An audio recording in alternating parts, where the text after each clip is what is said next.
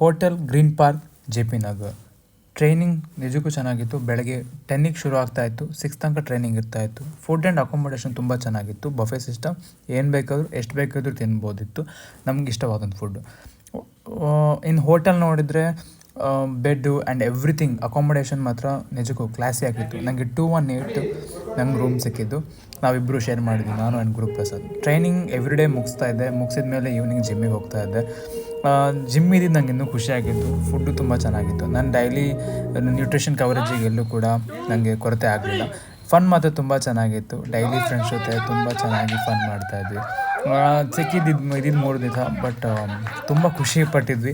Last ಸರಿ ನಾವೆಲ್ಲ ಅನ್ನೋನ್ಸ್ಗಳು, but ಈ ಸರಿ ಎಲ್ಲರೂ ಪರಿಚಯ ಆಗಿದ್ವಿ. ಆ್ಯಂಡ್ ಬೇರೆ ಬೇರೆ ಸ್ಟ್ರೀಮಿಂದ, ಅಂದರೆ ಕರ್ನಾಟಕದ ಎಲ್ಲ ಭಾಗಗಳಿಂದ ಬಂದಿದ್ವಿ. ಆ್ಯಂಡ್ ಕೆಲವರು ಔಟ್ ಆಫ್ ಸ್ಟೇಟ್ಗಳಿಂದ ಬಂದಿದ್ವಿ. ಬ್ಯಾಕ್ ಎಂಡ್ ಟೀಮು ಇತ್ತು ಆ್ಯಂಡ್ ಸೇಲ್ಸ್ ಟೀಮ್ ಇತ್ತು, ಎಲ್ಲರೂ ಇದ್ವಿ. ತುಂಬ ಫನ್ ಮಾಡಿದ್ವಿ.